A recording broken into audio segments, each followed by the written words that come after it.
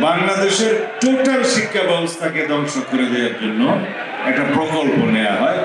বাংলাদেশের ব্যুরোক্রেসি থেকে শুরু করে এটাকে একটা মেধাহীন জাতিতে পরিণত করার বিশাল একটি প্রকল্প বাস্তবায়ন হয়েছে এই ফেসিবাদের শাসনামলে। জাতির শ্রেষ্ঠ সন্তান বলা হয় পৃথিবীর সকল দেশে যারা বিদ্বান, যারা ফিলোসফার, যারা বুদ্ধিজীবী, তাদের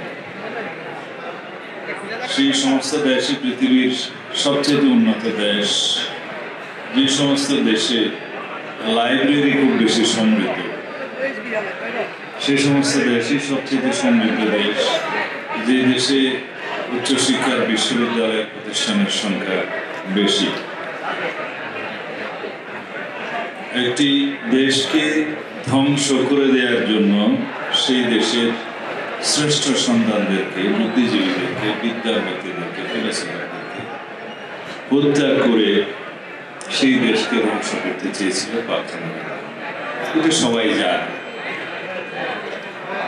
এবং পৃথিবীর সকল স্বাধীনতা সংগ্রামের যুদ্ধে প্রথমে এবং শেষ দিকে এবং মাঝে মাঝে তাদেরকে হয় হত্যা করা হয়, না হলে অন্যভাবে নির্যাতন।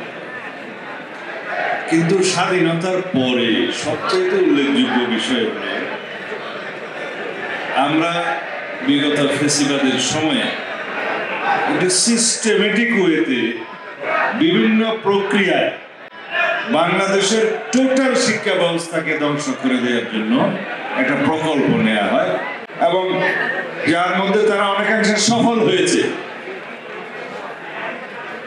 নম্বর বাড়িয়ে দেয়া, প্রশ্নপত্র ফাঁস করা সহ পাবলিক সার্ভিস কমিশনকে দলীয়করণ করার মধ্য দিয়ে বাংলাদেশে যা হয়েছে, এই দেশের শিক্ষা ব্যবস্থা তো বটেই, এবং শিক্ষা ব্যবস্থার মধ্য দিয়ে যে সমস্ত কর্মক্ষম শিক্ষিত জনগোষ্ঠীর সৃষ্টি হয় তাদেরকেও শেষ করার মধ্য দিয়ে বাংলাদেশের ব্যুরোক্রেসি থেকে শুরু করে এটাকে একটা মেধাহীন জাতিতে পরিণত করার বিশাল একটি প্রকল্প বাস্তবায়ন হয়েছে এই ফেসিবাদের শাসনামলে।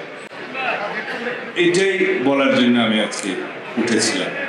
এখন আমাদেরকে এখান থেকে শিক্ষা নিতে হবে যে যেখানে আমরা দাঁড়িয়ে আছি এখান থেকে আমাদের একটি বুদ্ধিভিত্তিক, জ্ঞানভিত্তিক সমাজ ব্যবস্থা প্রতিষ্ঠা করার জন্য, বৈষম্যহীন একটি রাষ্ট্র ব্যবস্থা প্রতিষ্ঠা করার জন্য আমরা কিভাবে এই জাতিকে একটি সুশিক্ষিত, সমৃদ্ধ, বুদ্ধিভিত্তিক, জ্ঞানভিত্তিক জাতি হিসেবে গঠন করতে পারি, সেই জন্য আমাদের যথেষ্ট প্রকল্প হাতে নিতে হবে, সেজন্য যথেষ্টভাবে আমাদের কর্মসূচি নিতে হবে এবং আগামী দিনে ইনশাআল্লাহ আমরা সেটাকে চ্যালেঞ্জ হিসাবে নিয়ে যাতে এই জাতিকে একটি শক্তিশালী জাতি হিসেবে নির্মাণ করতে পারি।